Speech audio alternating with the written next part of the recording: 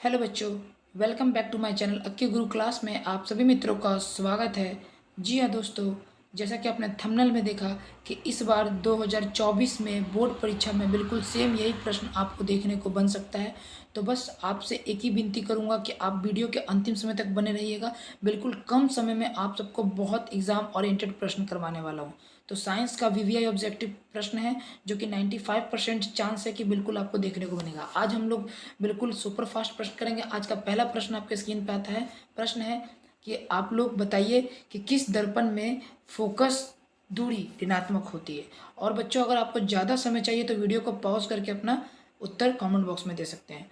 ठीक है, तो आप लोग लास्ट में बताइएगा कि आपने कितना आंसर स्कोर किया। ठीक है, तो किस दर्पण में फोकस दूरी ऋणात्मक होती है, तो इसका सही उत्तर हो जाएगा आपका ऑप्शन बी, अवतल दर्पण में दूरी जो है ऋणात्मक होती है। ठीक है, चलिए दूसरा प्रश्न देखिएगा कि दर्पण की फोकस दूरी f बराबर वक्रता त्रिज्या r में क्या संबंध है। तो ये इसका सही उत्तर हो जाएगा बच्चों, क्या हो जाएगा, f बराबर r/2, यानी बोले तो 2 नंबर बिल्कुल सही हो जाएगा। ठीक है, चलिए आगे देखिएगा तीसरा प्रश्न, सामान्य दृष्टि के लिए स्पष्ट दृष्टि की न्यूनतम दूरी कितनी होती है। तो ये ध्यान रखिएगा 25 सेंटीमीटर होती है, यानी कि ऑप्शन बी बिल्कुल सही हो जाएगा। ठीक है, B will be right answer. चलिए आगे देखिएगा, श्वेत प्रकाश का कौन सा रंग वर्ण किसी प्रिज्म से सबसे अधिक कमता है, बताइए। तो ये 4 नंबर का जो राइट आंसर हो जाएगा लाल। लाल रंग बिल्कुल कम होता है। ठीक है, कम विचलित होता है। चलिए आगे देखिएगा, 5 नंबर प्रश्न है कि मानव आंख की रेटिना द्वारा बनाई गई छवि कैसी होती है। तो याद रखिएगा बच्चों, मानव आंख की रेटिना द्वारा बनाई गई छवि जो है वो आपकी कैसी होती है, तो वास्तविक और उल्टी होती है, यानी कि B will be right answer, B बिल्कुल सही उत्तर होगा। ठीक है, चलिए 6 नंबर देखिएगा आपका कि आकाश का रंग नीला प्रतीत होता है, इसका क्या कारण है। तो आकाश का रंग नीला प्रतीत होता है, इसका कारण जो है वो आपका प्रकाश का परिकिरण के कारण, यानी कि बी बिल्कुल राइट हो जाएगा। ठीक है, चलिए नेक्स्ट क्वेश्चन, किस दर्पण से वस्तु का प्रतिबिंब बड़ा बनता है, बताइए। ऐसा कौन सा दर्पण जिससे वस्तु का प्रतिबिंब बड़ा बनता है, तो ये आपका उत्तर हो जाएगा अवतल दर्पण। अवतल दर्पण से बिल्कुल प्रतिबिंब बड़ा बनता है। चलिए आगे देखिएगा, निम्नलिखित में से कौन सा लेंस निकट दृष्टि दोष का ठीक करने के लिए उपयोग किया जाता है। तो याद रखिएगा, निकट दृष्टि दोष के लिए ठीक किया जाता है कौन सा, तो वो आपका हो जाएगा अवतल लेंस। ठीक है, चलिए अगर आपसे पूछे दूर दृष्टि के लिए, तो अब दूर दृष्टि के लिए आपको क्या लगाना है, उत्तल लेंस। ठीक है, चलिए अगला प्रश्न आपके स्क्रीन पे है कि निम्नांकित में से कौन सा उपकरण विद्युत धारा की उपस्थिति दर्शाता है। तो याद रखिएगा, विद्युत धारा की उपस्थिति जो दर्शाता है वो गैल्वेनोमीटर है, यानी कि ए बिल्कुल राइट हो जाएगा। ठीक है, चलिए आगे देखिएगा, दाएं हाथ के अंगूठे के नियम को किसने प्रतिपादित किया था। तो दाएं हाथ के अंगूठे के नियम को प्रतिपादित करने वाले मैक्सवेल थे, यानी कि डी बिल्कुल राइट आंसर हो जाएगा, D will be right answer. Okay, चलिए 11 नंबर, विभवांतर का एसआई मात्रक क्या होता है। ठीक है, तो विभवांतर का एसआई मात्रक होता है वोल्ट। ठीक है, मैं बच्चों गारंटी के साथ बोल सकता हूँ, अगर आपने पूरी वीडियो देख ली तो आपका यहाँ से बहुत सारे प्रश्न आपको एग्जाम में देखने को मिलेंगे। ठीक है, अगर आपसे पूछेगा विद्युत का एसआई मात्रक क्या है, तो विद्युत का एसआई मात्रक ओम होता है। ठीक है, समझ गए। विद्युत आवेश का एसआई मात्रक कूलाम होता है। ठीक है, चलिए आगे देखिएगा, निम्नलिखित में से किस संयोजन द्वारा प्रतिरोध का मान बढ़ता है। तो वो संयोजन कौन सा है जिससे प्रतिरोध का मान बढ़ेगा, तो वो है हमारा श्रेणी क्रम। ठीक है, श्रेणी क्रम संयोजन से जो है प्रतिरोध का मान बढ़ता है। ठीक है, चलिए 13 नंबर प्रश्न है कि चुंबकीय बल रेखा की प्रकृति होती है कैसी। तो चुंबकीय बल रेखा की प्रकृति जो है वो ध्यान रखिएगा काल्पनिक होती है, यानी कि A will be right answer of this question. ठीक है, चलिए आगे देखिएगा, 14 नंबर प्रश्न है कि 1 किलोवाट घंटा किसके बराबर होता है। तो ध्यान रखिएगा 1 किलोवाट घंटा जो है वो आपका 3.6 × 10⁻6 जूल के बराबर होता है 1 किलोवाट घंटा। ठीक है, चलिए 15 नंबर है कि नवीकरणीय ऊर्जा का स्रोत क्या है, बताइए। तो नवीकरणीय ऊर्जा का स्रोत जो है वो सौर ऊर्जा है, B will be right answer. ठीक है, चलिए अगला प्रश्न है आपके स्क्रीन पर।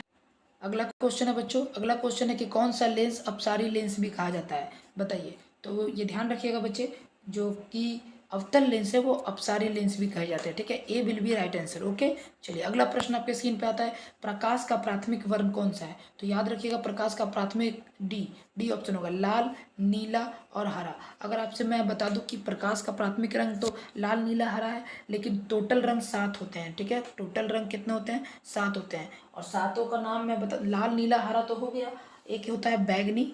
ठीक है, बैगनी, और एक आपका हो जाता है पीला। ठीक है, एक हो जाता है आपका नीला, ये ध्यान रखिएगा। ठीक है, 3 और 3 6, और एक और बच गया जो कि जामुनी। ठीक है, ये आपके टोटल 7 रंग है, लेकिन इन 7 रंग में से अगर आपसे पूछेगा तो आपको ये थ्री ऑप्शन जो दिख रहा है, लाल, नीला, हरा, ये टिक करना है। ठीक है, ये प्रकाश का प्राथमिक रंग है। ठीक है, चलिए आगे देखिएगा 18 नंबर, निम्नलिखित में कौन सा नेत्र का रंगीन भाग होता है? तो याद रखिएगा नेत्र का रंगीन भाग जो होता है वो आइरिस होता है। ठीक है, D will be right answer of this question. चलिए आगे देखिएगा 19 नंबर, 1 HP किसके बराबर होता है? तो याद रखिएगा कि HP जो है हॉर्स पावर 746 वाट का होता है। ये बिल्कुल सही हो जाएगा। 20वां प्रश्न है कि विशालक शीशा मैग्नीशियम मैग्नीफाइंग ग्लास होता है, बताइए किस चीज़ का?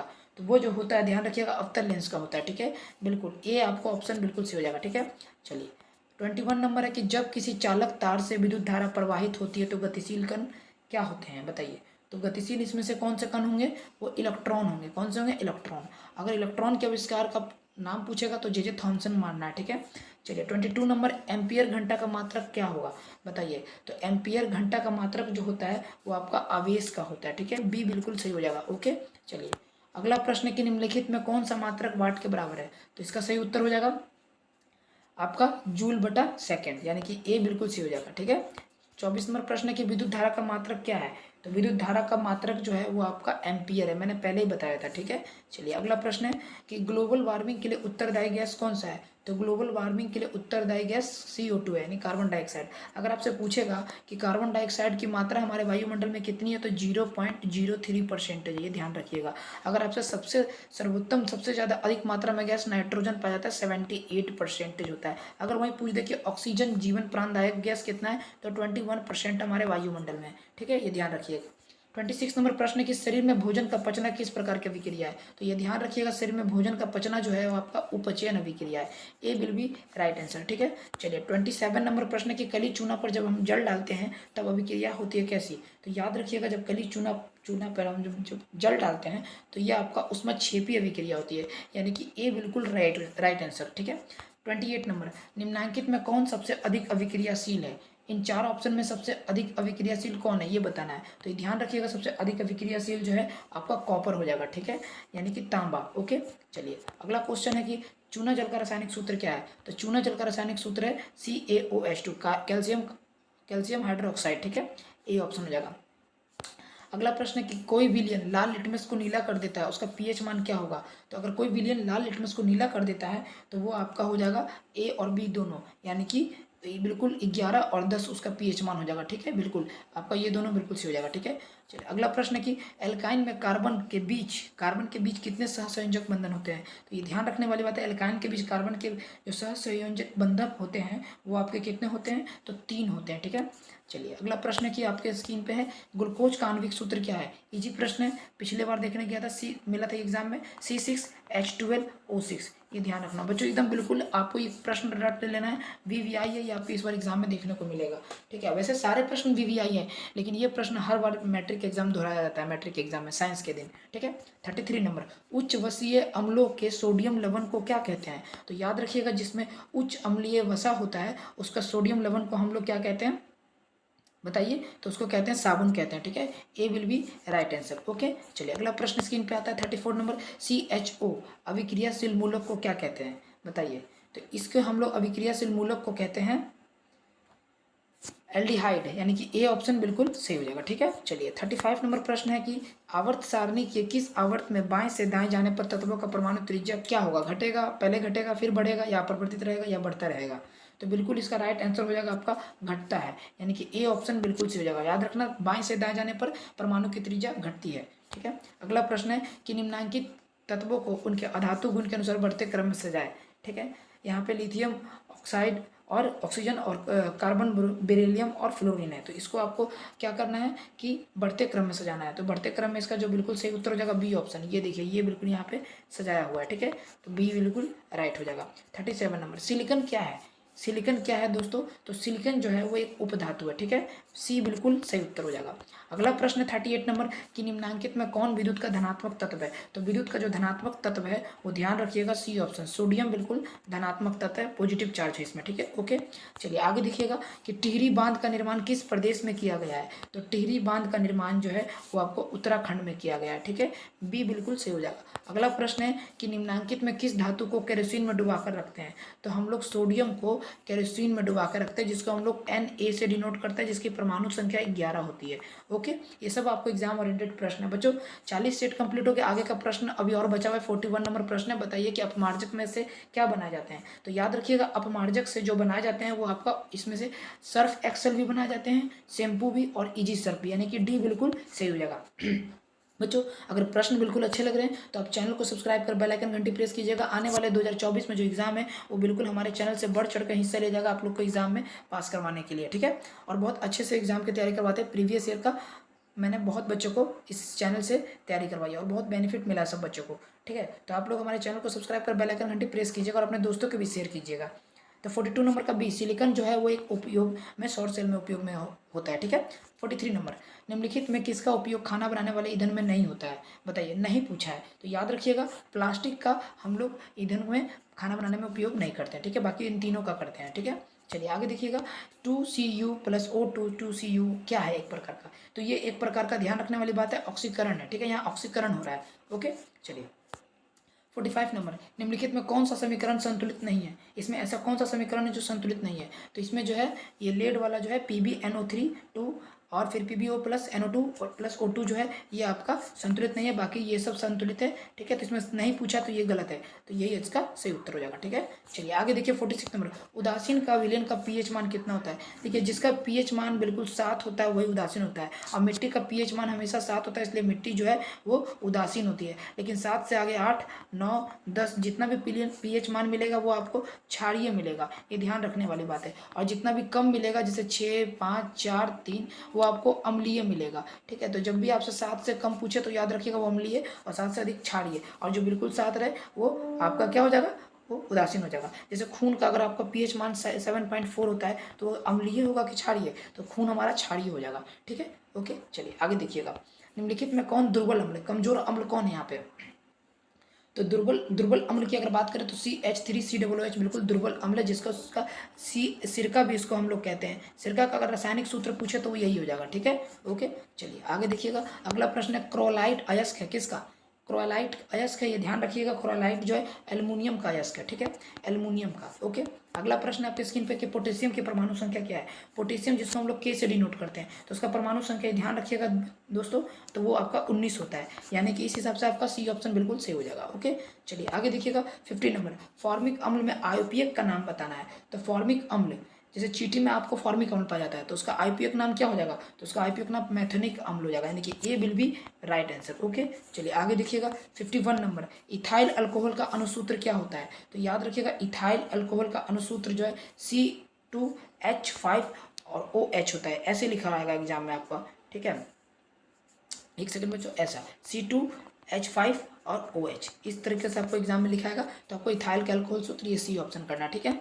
चलिए 52 नंबर देखिएगा, एल्काइन इनमें से कौन है बताइए। तो इसमें से एल्काइन जो है वो आपका C2H2 है, ठीक है, ये एल्काइन का सूत्र है। चलिए आगे देखिएगा, चीनी का रासायनिक सूत्र क्या है। तो चीनी का रासायनिक सूत्र बच्चों C12H12O11, यानी कि बी बिल्कुल आपका ऑप्शन सही हो जाएगा, ठीक है। इस प्रकार से आपके एग्जाम में लिखने को दिखा रहेगा, ठीक है, तो ये आपको टिक करना है। ओके, अगला देखिएगा 54 नंबर, एसिटिलीन में कार्बन के विषय संयोजक बंधन कितने होते हैं। आई थिंक ये क्वेश्चन रिपीट है, फिर भी हम लोग कर लेंगे, 3 होते हैं, ठीक है। चलिए आगे देखिए, अगला प्रश्न है कि श्वसन के अध्ययन के लिए उपयोग किए जाने वाले बीज क्या हैं, कैसे होते हैं। तो यह ध्यान रखिएगा बच्चों, श्वसन के अध्ययन के लिए उपयोग किए जाने वाले बीज जो है वो आपके अंकुरित बीज होते हैं, यानी कि बी बिल्कुल आपका सही हो जाएगा, ठीक है। अगला प्रश्न है कि मानव वृक्क किस प्रणाली का एक हिस्सा है बताइए। मानव वृक्क जो है वो किस प्रणाली का हिस्सा है। तो याद रखिएगा ये उत्सर्जन का हिस्सा है, ठीक है। अगर आपसे यही पूछ देगा कि मानव के वृक्क की संरचनात्मक क्रियात्मक इकाई किसे कहते हैं, तो ये ध्यान रखिएगा नेफ्रॉन को कहते हैं, ठीक है, नेफ्रॉन को कहते हैं। और नेफ्रॉन का अध्ययन, किडनी का अध्ययन, नेफ्रॉन का अध्ययन नेफ्रोलॉजी कहा जाता है, ठीक है। अगला प्रश्न है कि पौधे में जाइलम निम्नांकित में किसके परिवहन के लिए जिम्मेदार है। तो पौधे में जाइलम निम्नांकित में किसके परिवहन के लिए, तो ये आपका हो जाएगा ए, पानी के लिए। अगर वहीं आपसे पूछ दे कि पौधे में भोजन के लिए कौन जिम्मेदार है, तो भोजन के लिए आपको ये ध्यान रखना फ्लोएम होता है, ठीक है, फ्लोएम आपके एग्जाम में ऐसे मिलेगा, फ्लोएम भोजन के लिए किसका, तो फ्लोएम, और जल के लिए किसका, तो जाइलम होगा पानी के लिए, ठीक है, ध्यान रखिएगा। 58 नंबर, श्वसन के दौरान कौन सी गैस निकलती है। तो श्वसन के दौरान जो है हमारी जो गैस निकलती है वो आपकी कार्बन डाइऑक्साइड निकलती है, ठीक है। चलिए 59 नंबर प्रश्न कि फलों को पकने के निम्न में किसे नियंत्रित किया जाता है। तो याद रखिएगा फलों को पकने के लिए हम लोग इथिलीन का प्रयोग करके नियंत्रित करते हैं, ठीक है। फिर 16 नंबर प्रश्न, न्यूरॉन का वह हिस्सा जहाँ जानकारी हासिल की जाती है उसे क्या कहते हैं? तो उसे हम लोग कहते हैं, ध्यान रखिएगा, डेंड्राइट कहते हैं, यानी कि ए ऑप्शन बिल्कुल सही हो जाएगा। ठीक है। 61 नंबर प्रश्न है कि निम्नलिखित में कौन सा आपातकाल हार्मोन है? आपातकाल जिसको लड़ो उड़ो कहते हैं। ठीक है, तो ये ध्यान रखने वाली बात है, आपका एड्रेनल को लड़ो उड़ो हार्मोन भी कहते हैं, यानी कि ए ऑप्शन बिल्कुल आपका सही हो जाएगा। ठीक है, चलिए आगे देखिएगा। 62 नंबर, निम्नलिखित में से कौन सी अनैच्छिक क्रिया नहीं है? तो ये ध्यान रखिएगा, अनैच्छिक क्रिया चबाना जो है अनैच्छिक क्रिया नहीं है, बाकी उल्टी है, अत्यधिक लार निकलना है और दिल की धड़कन है, लेकिन चबाना जो है अनैच्छिक क्रिया नहीं है, इसलिए इसका यहाँ पे नहीं पूछा तो उत्तर सही यही हो जाएगा। ठीक है, अगला प्रश्न है कि मानव में गर्भ की अवधि कितनी होती है? 9×3 कर दो बच्चों, 9 के 27, 9 मंथ का होता है, यानी कि 270 दिन। ठीक है, ये ध्यान रखिएगा।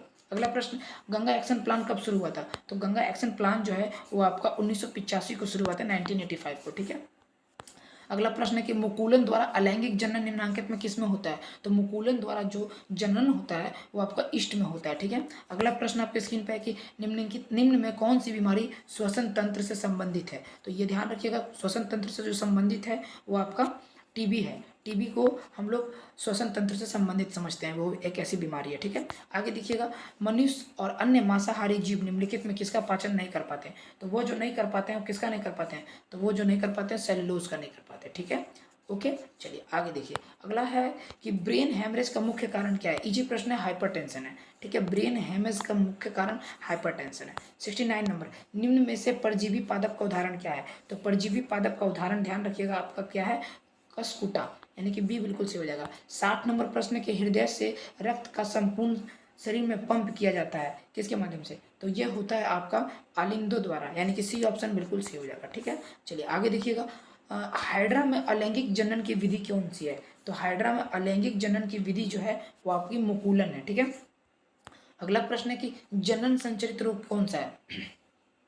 बच्चों अगर आपको अच्छा लग रहा है तो जरूर चैनल को सब्सक्राइब कर बेल आइकन घंटी प्रेस कीजिएगा, ताकि हर एक वीडियो बिल्कुल आसानी से आप तक उपलब्ध हो जाए। तो 72 नंबर की अगर बात करें तो डी ऑप्शन हो जाएगा, यानी कि इनमें से सभी सिफिलिस, एड्स, गोनोरिया ये सभी जो है रिप्रोडक्शन से डिसीज है। ठीक है, चलिए अगला प्रश्न है 73 नंबर प्रश्न है, पुष्प का सबसे बाहरी भाग इनमें से कौन सा है? तो पुष्प का सबसे बाहरी भाग जो है वो ध्यान रखिएगा बाह्य दलपुंज, यानी कि A will be right answer. ठीक है, आगे देखिएगा 74 नंबर, ब्लड समूह ए में कौन सा एंटीबॉडी होता है? तो ब्लड समूह ए में जो एंटीबॉडी होता है वो आप ध्यान रखिएगा आपका बी जो ब्लड ग्रुप होता है वो एंटीबॉडी होता है। ठीक है, चलिए आगे देखिएगा 75 नंबर, रक्त में ग्लूकोज की मात्रा निम्नांकित में कौन नहीं नियंत्रित करता है? नहीं पूछा है, तो जब नहीं पूछे तो इंसुलिन नहीं करता है, बाकी सब करता है। ठीक है, चलिए 76 नंबर, पादप में वृद्धि हार्मोन है, मतलब पौधे को वृद्धि के लिए कौन सा हार्मोन सहायक होता है? तो वो जिब्रेलिन होता है, यानी कि ए ऑप्शन आपका सही हो जाएगा। ठीक है, 77 नंबर, हार्मोन स्त्रावित होता है किस जगह से? तो हार्मोन जो स्त्रावित होता है वो ध्यान रखिएगा अंतरस्त्रावी से ग्रंथि से होता है। ठीक है, यानी कि ए ऑप्शन बिल्कुल सही हो जाएगा। 78 नंबर, मनुष्य के मुख गुहा से कितनी जोड़ी लार ग्रंथि पाई जाती है? तो वो जो पाई जाती है ध्यान रखना 3 पाई जाती है। ठीक है, सी बिल्कुल आपका सही उत्तर हो जाएगा। आगे देखिएगा कि एंड्रोजियम क्या है? तो एंड्रोजियम एक प्रकार का मेल हार्मोन है। क्या? Male hormone. आगे देखिए 80 प्रश्न, मटर को अपने प्रयोग में प्रयोग के लिए किसने चुना था? आज का लास्ट और आखिरी प्रश्न है, आप मुझे वीडियो के अंत में बताइएगा कि आपने 80 में से टोटल कितने किए। अगर आपका 50 प्लस स्कोर जा रहा है तो आप सेफ जोन में हो। ठीक है, क्योंकि अभी जो है बच्चों आपका 4 से 5 मंथ बचा हुआ है, तो मैं आपको बहुत तैयारी करवा दूंगा उतने दिन में, आप चिंता ना करें। ठीक है, बस आप चैनल को सब्सक्राइब कर बेल आइकन जरूर प्रेस कीजिएगा, ताकि हर एक वीडियो आपको आसानी से मिल जाए और हर एक वीडियो बिल्कुल अंतिम समय तक देखिएगा।